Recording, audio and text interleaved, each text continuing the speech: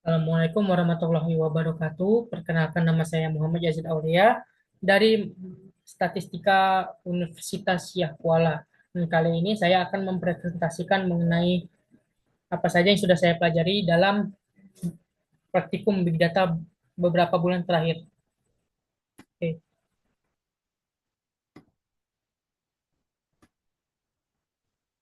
Oke. Beberapa bulan terakhir ini saya melakukan praktikum Big Data dan saya mendapatkan tiga topik utama yang saya rangkum dalam PPT ini. Yang pertama adalah klasifikasi gambar, lalu deteksi objek, yang terakhir adalah analisis sentimen. Oke. Yang pertama adalah klasifikasi gambar terlebih dahulu. Klasifikasi gambar sendiri adalah proses identifikasi gambar dan memberi label berdasarkan pola visualnya. Nah, untuk saya sendiri, saya menggunakan data gambar hutan dan memberi kelasnya apakah atau tidak. Nah, sebelum membangun model, saya melakukan eksplorasi data terlebih dahulu. Eksplorasi data ini bertujuan agar saya dapat melihat karakteristik dari data yang dibutuhkan dalam pembangunan model. Kita ambil contoh dalam visualisasi eksplorasi data ini ada plot distribusi warna untuk melihat persebaran warna yang ada dalam data non-fire image. Lalu ada box plot rata-rata keseluruhan gambar untuk melihat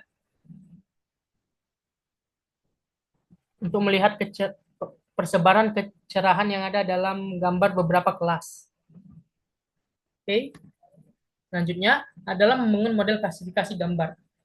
Untuk membangun model klasifikasi gambar saya ada tiga tahapan terlebih dahulu. Tiga tahapan. Yang pertama adalah pre-processing data, yaitu membagi data menjadi data training, data validasi, dan data training. Lalu selanjutnya adalah pembangunan model. Pembangunan model saya adalah menggunakan arsitektur CNN. Lalu dalam pembangunan model tersebut, saya juga menggunakan fitur callback. Ini bertujuan agar dalam pelatihan model akan terhenti otomatis jika tingkat akurasinya tidak menjadi lebih tinggi. Lalu setelah mendapatkan model CNN-nya, yang terakhir adalah evaluasi model. Evaluasi model model yang didapatkan terus divalidasi menggunakan data validasi untuk melihat tingkat keakuratannya. Yang terakhir, setelah mendapatkan model yang diinginkan, saya membuat dashboard interaktif menggunakan Streamlit dan GitHub dengan link website yang ada di layar dashboard ini, yaitu dengan cara gambar terlebih dahulu, lalu melakukan klasifikasi. Setelah gambar diupload dan melakukan klasifikasi, akan muncul hasil prediksi dari model yang telah dibuat sebelumnya.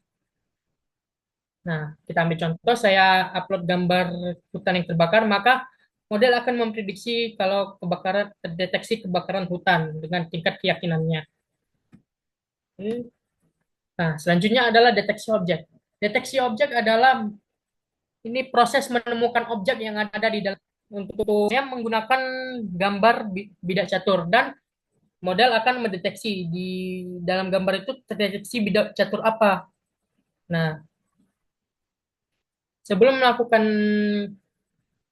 sebelum melakukan pembangunan model deteksi objek, ada baiknya melakukan anotasi gambar dan preprocessing data terlebih dahulu. Anotasi gambar dan preprocessing data saya lakukan dengan bantuan website roboflow.com. Nah, anotasi gambar itu seperti yang ada di dalam layar.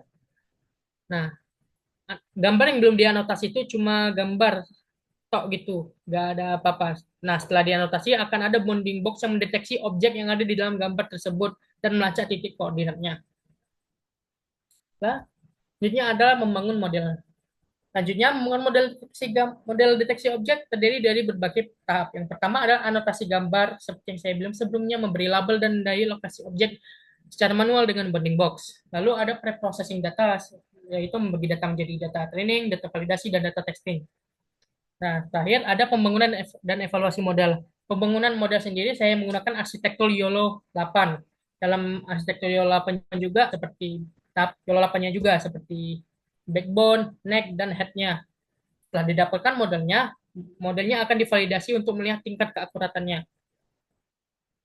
Nah, setelah model yang kita mau sudah didapatkan, model yang saya dapatkan itu saya buat juga dashboard interaktif menggunakan Streamlit dan GitHub.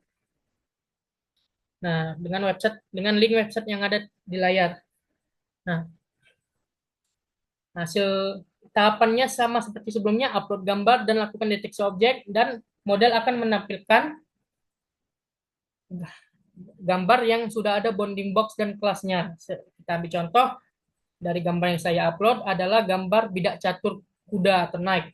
Ya, nah, hasil deteksinya merupakan terdapat bounding box di dalam bidak catur tersebut kuda dengan tingkat keakuratan 0,98%. Nah, dan tadi kita saat membuat dashboard selalu mention Streamlit dan GitHub. Apa sih kedua website itu? Streamlit sendiri adalah framework Python untuk membuat aplikasi web dengan script Python sederhana. Beberapa komponen Streamlit yang saya gunakan untuk membangun website saya adalah Explorer untuk file upload, Markdown untuk nampilin teks, Image untuk nampilin gambar, dan berbagai komponen Streamlit lainnya untuk yang bisa digunakan untuk membangun website. Lalu ada juga GitHub, yaitu website pengelolaan kode yang berbasis Git menggunakan repository online. Beberapa fungsi GitHub antara lain menyimpan dan mengelola kode dalam repository, kolaborasi dengan developer lain, hosting project, dan lacak perubahan dan riwayat kode kita. Nah, ini adalah tampilan home dari website yang saya buat. Bila Anda ingin mencoba mengaksesnya, jangan lupa tinggal akses melalui link yang tertera di dalam layar. Di situ ada analisis gambar, klasifikasi gambar, dan deteksi objek. Lalu yang terakhir ada analisis sentimen. Analisis sentimen sendiri adalah proses identifikasi teks dan melihat dan akan membaginya sesuai kelas. Nah, kelas yang saya bagi ada 3, yaitu negatif, netral, dan positif. Nah, untuk analisis sentimen, data yang saya gunakan adalah data pengguna Play Store untuk review aplikasi Teamfight Tactics. Sebelum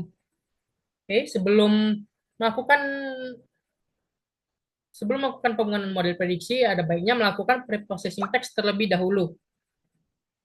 Preprocessing teks digunakan untuk menormalkan dan merapikan teks agar bisa dibuat atas presisi data, juga digunakan sama seperti sebelumnya untuk melihat karakteristik dari data. Kita ambil contoh dari visualisasi eksplorasi data. Ada bar plot distribusi teks yang melihat seberapa banyak pengguna Play Store mereview aplikasi. Kebanyakan itu nggak sampai 100 kata. Nah, lalu ada word cloud, yaitu kata yang paling sering muncul saat pengguna review Teamfight Tactics. Nah, dari word cloud tersebut dapat dilihat kalau kata game merupakan yang paling besar. Jadi, kata game merupakan yang paling banyak ditulis oleh pengguna Google Play Store. Lalu, saat tahapan pembangunan model prediksi adalah pertama adalah pengumpulan data atau scraping data. Pengumpulan data yang saya gunakan menggunakan library Python Google Play Scraper. Lalu yang tahap kedua adalah preprocessing teks dan eksplorasi. Seperti sebelumnya saya bilang, preprocessing teks dalam data menggunakan case folding, tambahkan stop words, dan juga lainnya. Lalu, nah, preprocessing teks saya gunakan bantuan library Sastrawi. Setelahnya ada tahap ketiga, yaitu membuat model dan evaluasi model. Nah, untuk model prediksi, saya menggunakan arsitektur logistic regression, random forest, dan XGBoost. Setelah dapatkan model dari ketiga model di atas, lalu modelnya akan divalidasi untuk melihat tingkat keakuratannya. Nah, kita ambil contoh hasil prediksi model positif. Kata-kata, mantap Riot, akhirnya TFT rilis, OTW Diamond Boss. Nah, kata-kata itu dari model logistic regression, random forest, dan XGBoost akan memprediksi kalau itu adalah review positif. Nah, berarti model itu memprediksi kalau pengguna ini akan memberi rating 4 atau 5 pada aplikasi tactics-nya. Nah, ada juga hasil prediksi negatif. Kita ambil contoh kata-kata game susah, banyak bug di MCGG. Nah, dari kata-kata tersebut, model logistic regression, random forest, dan XGBoost memprediksi review pengguna adalah review negatif. Yang berarti model-model tersebut memprediksi pengguna akan memberi rating bintang 1 atau 2 pada aplikasi Teamfight Tactics. Baiklah, sekian presentasi dari saya. Apabila ada kesalahan mohon dimaafkan, soalnya saya juga manusia. Yang terakhir, saya ingin berterima kasih secara khusus kepada Bang Dias dan Bang Musliadi karena sudah menjadi atlet yang mantap. Oke, itu saja dari saya. Wabillahi taufiq wal hidayah. Wassalamualaikum warahmatullahi wabarakatuh.